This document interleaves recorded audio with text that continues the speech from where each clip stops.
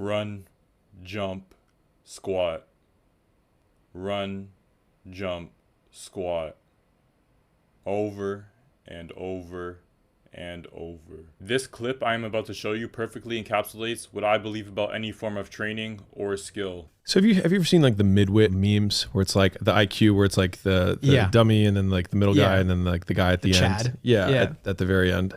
A lot of stuff in fitness is like that. That makes a lot of sense. So it's like pick the right parents, eat protein, lift progressively heavier weight. And then you're like set schemes, ret schemes, blah, blah, blah. And it's like pick the right parents, like eat protein, lift more weight over time. Keeping your training simple is the best way to get consistent and real results. Most of what people share with you on social media is the cherry on top, or just straight up noise. There are no secrets or gimmicks that actually get you better results. If there were, they would have probably already been discovered. The only way to get better at whatever it is you're training for is to go right through that wall. This isn't to say that jump programs and such don't work. They give you great structure and teach you how to train properly, but at the end of the day, it doesn't really matter that much whether you squat first or you do your deadlifts first. The order of your exercises, the sets, the reps, none of that really matter as much as you think they do. If I could only name one thing that could get you a higher vertical, I would say intensity over everything. Increasing your vertical is easy at first, right? Let's say if I started from a 20-inch vertical, I could easily get to 30 something within months. But once you hit that wall like I was talking about, and you start realizing how hard training becomes, you really just gotta lock in and do the same things over and over, just like anything else. And the clip I showed you, once you pass that hump where you realize you're not as good as you think you are, and you can't keep improving forever, once you hit that wall, you just gotta keep pushing. And that's where the real learning and understanding starts to happen. The same principle applies to any kind of skill I've learned throughout my life. Even my art, like at first it sucked and then it got pretty good, and I thought I was better than I was until I realized I wasn't that good. And then when I realized, I just kept drawing over and over until I got decent, and eventually I will become good. But right now my main focus is training. In my first year of training, my vertical actually declined because I didn't fully understand or was aware of what I was doing. I was just I had to train to train. I had to learn how to train to actually get better. I gained too much weight. Even though I got stronger, the extra weight I gained, I just lost my balance, and I couldn't understand why at the time. I was just thinking I'm getting so much more powerful, but I'm not seeing this in my vertical jump. And the more I train, the more I realize how to train, and that sets and reps don't matter as much as you think they do, and that the bodybuilder style of training doesn't really work because some muscles are fatigued while others are fresh one day. And I was just learning all these things, and eventually my verticals did start to increase, and it's still not where I want it to be, but I'm getting closer and closer to my goal of being as athletic as possible. I'm still glad that I trained the way I trained because it was kind of like a long periodic form of training. My first year, maybe close to a year, I mainly did hypertrophy training like a bodybuilder. And then eventually, once I got good enough and I got my motor patterns down, I was able to get into more strength training. And once I got that down, I was able to get into powerlifting with the help of my friend named Alex.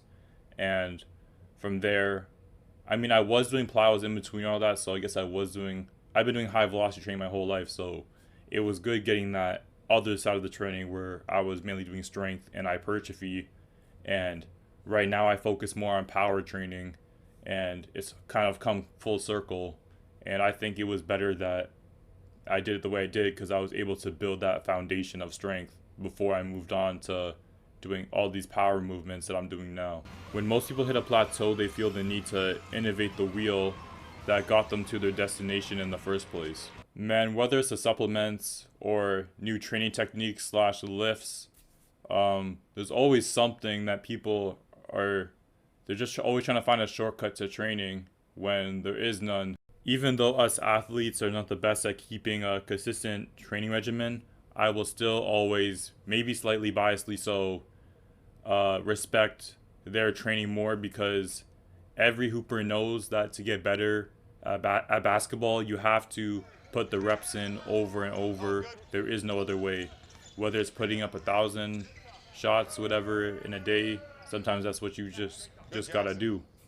And there's no beating the bush. There's nothing else you can do to get better except for putting the reps and putting the time in.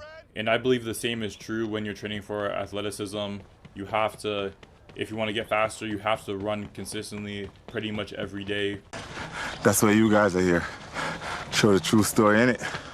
This here is the reality? Do you mean that the competition is not the reality? Listen, the work is behind the scenes. Competition is the easy part. Behind the scenes is where the work is done. If you want to jump higher, you have to consistently be squatting almost every day. It's the same no matter what sport, what skill. It's all, to me, it's all the same. I still remember a while back when Steve Nash was still around, we got this CD and it basically went over his training schedule and how he trained. And throughout the whole video, he would consistently say that everything he did was just the same basic drills, but he just did repetitions, thousands of repetitions, and that he did nothing special. His training was all just repetition. And it just goes to show how whatever skill you're training for, you just got to put the reps and the time in.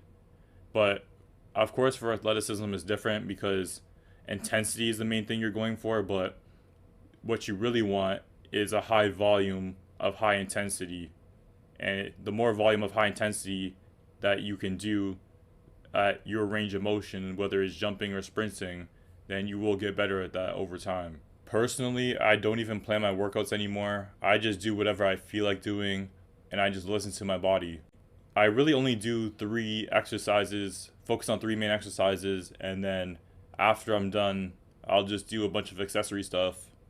And I play basketball almost every day as well. But other than that, it's just basketball, maybe some sprints.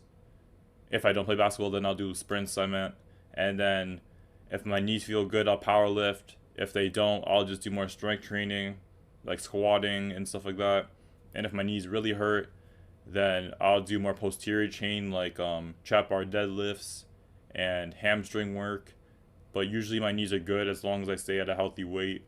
And yeah, that's really as simple as it gets. You can even go watch my Road to a 50-inch vertical training, which I recently ended because I just got injured. But if you go watch it, you can see that I do the same exercises over and over. I do clean squats over and over, like I've been saying this whole video. For that reason, I think this is where the video should end. So if you agree with what I'm saying, or you don't agree, just comment, let me know your thoughts. I like to hear everyone's opinions.